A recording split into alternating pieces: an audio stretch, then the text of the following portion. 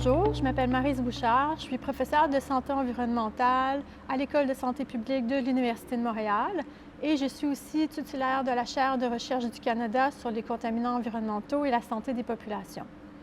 Je vais vous parler aujourd'hui de la problématique qui concerne le manganèse dans l'eau potable et différents éléments en lien avec la santé publique. Donc, le manganèse est souvent présent dans l'eau potable, surtout l'eau qui provient de sources d'eau souterraine, donc l'eau de pluie. Alors, les concentrations vont varier beaucoup d'un endroit à l'autre, dépendamment de différents facteurs. Le premier étant les caractéristiques géologiques en place, donc le type de roche qui est présent dans le sous-sol. Alors, si ce sont des roches qui contiennent plus de manganèse, il pourrait y avoir de plus grandes concentrations de manganèse dans l'eau de ces aquifères ou de ces sources d'eau souterraines-là.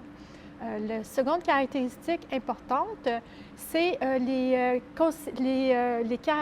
caractère physico-chimique de l'eau en place. Donc, les endroits où il y a moins d'oxygène, par exemple, ça va favoriser la dissolution du manganèse présente dans la roche-mère et il peut à ce moment-là avoir des concentrations plus grandes de manganèse dans l'eau potable.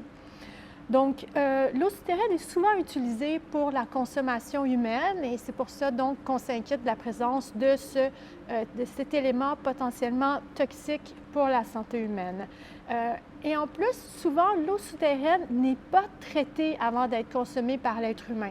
En effet, on considère souvent que l'eau souterraine est pure, elle est propre, elle est exempte de contaminants parce qu'elle est relativement isolée des activités humaines qui se passent en surface. Or, on peut donc trouver quand même des concentrations importantes de cet élément, soit naturellement, comme je viens de l'expliquer, ou soit suite quand même à des activités humaines. Donc, parmi le type d'activités humaines qui ont été associées à des contaminations, on a l'activité minière. On a aussi certaines activités industrielles, les industries métallurgiques notamment, qui vont utiliser du manganèse. Et on a également les sites d'enfouissement sanitaire, car la matière organique peut contenir une grande quantité de manganèse. Donc, il y a plusieurs endroits dans le monde où on a retrouvé des concentrations importantes de manganèse dans l'eau potable. Donc, il y a une étude qui a été faite là, où on a fait une compilation de ces pays-là. On en a retrouvé plus d'une cinquantaine, qui étaient autant des pays sur tous les continents, autant des pays très développés que moins développés. Et parfois, la contamination était d'origine naturelle, parfois la contamination était d'origine anthropique, ou il y a d'autres endroits aussi où on n'avait pas été capable de déterminer quelle était la source de manganèse dans l'eau potable. Donc, malgré la présence répandue, commune de cet élément dans l'eau potable, on constate qu'il y a peu de juridictions où cette concentration est réglementée. Alors, vous savez, on réglemente l'arsenic, par exemple, on réglemente le plomb dans la plupart des pays, mais pour le manganèse, il y a peu d'endroits où cela fait partie de la réglementation. Même d'ailleurs, l'Organisation mondiale de la santé n'a pas émis de recommandations quant à la concentration maximale qui devrait être admissible dans l'eau potable consommée par les êtres humains. Maintenant, pourquoi s'inquiéter de la présence de manganèse dans l'eau potable? Alors, c'est des considérations en lien avec la toxicité de cet élément qui nous inquiète. Alors, on sait que le manganèse est un élément toxique. C'est un élément, plus précisément, qui est neurotoxique, donc qui impacte le fonctionnement du système nerveux. Nos connaissances sur ce sujet-là proviennent en grande partie des études en milieu de travail où des travailleurs de différentes industries, comme les industries minières, industries métallurgiques, ces travailleurs peuvent être soumis ou exposés à des concentrations de manganèse, mais provenant de l'air, donc par inhalation. Et dans ce contexte d'exposition, c'est bien connu que le manganèse peut induire des effets neurotoxiques. Et on appelle le syndrome d'intoxication par le manganèse le manganisme. Et ce syndrome-là se caractérise par des symptômes qui vont d'abord être d'ordre neuropsychiatrique. Les travailleurs peuvent subir des hallucinations, subir une perturbation du fonctionnement de leur pensée. Et ensuite, va s'installer des perturbations plus d'ordre neuromotrice et cognitive. Le manganisme, en réalité, ressemble beaucoup à la maladie de Parkinson. Cliniquement, c'est beaucoup les mêmes symptômes. Et la raison, c'est que le manganèse va venir perturber le fonctionnement d'une structure cérébrale qui est les noyaux gris centraux, qui est la même partie du cerveau qui est impactée par la maladie de Parkinson.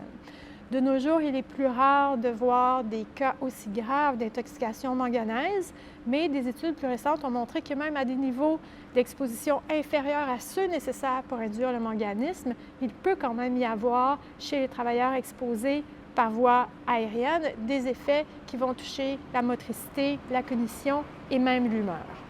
Maintenant, si on revient au sujet principal qui est la présence de manganèse dans l'eau potable, il y a de récentes études qui ont été menées dans différents pays dans le monde qui montrent que cette exposition-là pourrait aussi avoir des effets néfastes pour le cerveau et ça a surtout été démontré pour des enfants. Donc, on sait que les enfants sont souvent plus vulnérables à l'exposition à des substances neurotoxiques comme le plomb, par exemple. À un niveau d'exposition similaire, on peut voir des effets chez les enfants sans voir nécessairement des effets chez les adultes. La raison étant que les enfants ont souvent un plus petit poids corporel et consomment plus d'eau par unité de poids corporel. Et ça fait donc que la dose qui est la métrique, la mesure qu'on utilise en toxicologie, la dose d'exposition va être supérieure chez les enfants que chez les adultes. Et il y a le fait aussi que le cerveau étant encore en développement chez l'enfant, la moindre perturbation par un élément qui va affecter le développement du cerveau peut se répercuter par des effets plus importants, donc chez les organismes en développement chez les enfants. Alors, on a quelques études qui ont été menées pour évaluer quels sont les risques de la présence de manganèse dans l'eau potable. Une première étude qui a été menée en Chine, une seconde qui a été menée au Bangladesh, et j'aimerais vous parler un peu plus en détail des travaux que j'ai menés avec mon équipe de recherche sur ce sujet-là, ici au Canada. Donc, nous avons recruté environ 400 enfants d'âge scolaire, donc âgés entre 6 et 13 ans, et nous avons mesuré, nous sommes allés dans chacun des maisons de ces enfants-là pour prendre un échantillon d'eau, mesurer la concentration de manganèse ainsi que d'autres éléments pour s'assurer qu'il n'y avait pas un effet de ces autres éléments. Et on a évalué le fonctionnement cognitif de chaque enfant au moyen de tests cognitifs afin d'avoir un estimé du QI, qui est donc une mesure validée et très utile en neurotoxicologie pour évaluer les capacités intellectuelles. Et donc, dans notre échantillon, nous avions des enfants qui étaient plus exposés, des enfants qui étaient moins exposés.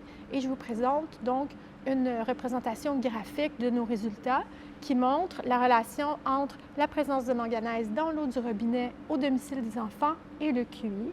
Et ce qu'on voit bien, c'est donc ce qu'on appelle en toxicologie une relation dose-réponse qui montre que plus la concentration en manganèse était élevée dans l'eau de la maison, moins le QI des enfants était élevé. Et la différence entre les deux extrêmes, nos deux groupes extrêmes, était de l'ordre de 6 points de QI, qui est une différence qui était significative et qui, à l'échelle d'une population, peut être importante à considérer, surtout sachant que c'est quelque chose qu'on peut prévenir. Donc, au moment où cette étude a été menée, c'était l'étude la plus importante sur ce sujet. Mais très récemment, en 2020, a été publiée une autre étude encore plus grande et très intéressante aussi, qui a été menée donc au Danemark. Et cette étude, ce qu'elle a d'intéressant, c'est que les enfants ont été suivis sur plusieurs années, sur au moins 5 années en fait, pour voir l'effet davantage à long terme de la présence de manganèse dans l'eau potable. Et ici, ce qui a été mis en évidence, que je présente sur la diapo, c'est que plus les enfants étaient exposés à une concentration importante de manganèse, plus ils avaient de risques de souffrir de troubles de déficit d'attention, qui était aussi une observation que nous avions faite au Canada. Je vous ai montré des résultats sur le QI, mais on avait aussi des mesures d'attention qui montraient une diminution au niveau de l'attention. Donc, il s'agit là aussi d'une fonction cognitive qui est régulée par les mêmes neurotransmetteurs qu'on sait être affectés par le manganèse via d'autres types d'études, notamment sur des modèles animaux.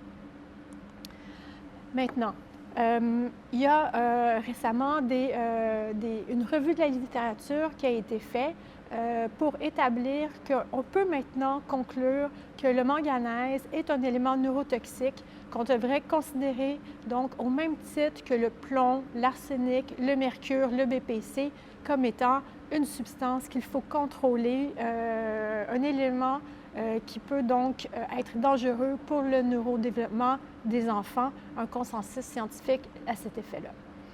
Donc maintenant, que faire? Bien, il y a des solutions, il y a des choses qu'on peut faire. Il existe des systèmes, des technologies d'enlèvement du manganèse de l'eau potable. Alors, je vais vous glisser 2 mots là-dessus, sachant qu'il existe plusieurs techniques différentes et que le choix du système d'enlèvement de manganèse devrait dépendre de différentes caractéristiques de l'eau, de la concentration, donc l'importance de la contamination, mais aussi la présence d'autres éléments et d'autres propriétés physico-chimiques de l'eau aussi qui doivent être considérées.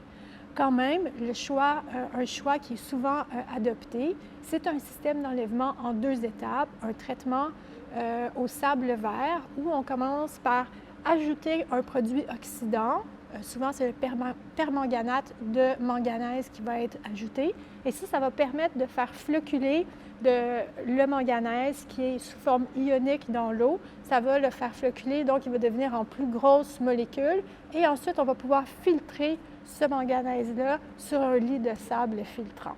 J'aimerais quand même ajouter une petite mise en garde à l'effet que chez des personnes qui ont ce système-là d'enlèvement du manganèse à leur domicile, on a vu plusieurs cas où la concentration de manganèse était supérieure à l'eau finale, à l'eau qui sortait du robinet, qu'à l'entrée de l'eau. Parce que si le système est mal opéré, il peut avoir des résidus. Étant donné qu'on ajoute l'agent oxydant, c'est du permanganate de manganèse, il peut avoir contamination de l'eau. Alors, c'est un système d'enlèvement du manganèse qui devrait probablement être réservé à des équipements collectifs, donc des équipements municipaux. Donc, pour conclure, j'espère que vous aurez retenu aujourd'hui que le manganèse peut être présent dans l'eau potable et que c'est une problématique particulièrement aiguë en eau souterraine. Vous savez aussi maintenant que c'est une problématique qui est répandue à travers le monde. Il y a beaucoup d'endroits où c'est quelque chose qu'on observe. Et ensuite, le manganèse, on doit s'en inquiéter parce qu'il est toxique, spécifiquement pour le cerveau, et que la population la plus à risque de souffrir de ces effets-là, ce sont les enfants. Et donc, finalement, il y a nécessité d'intervenir pour filtrer le manganèse qui peut être présent en trop grande concentration dans l'eau potable. Merci.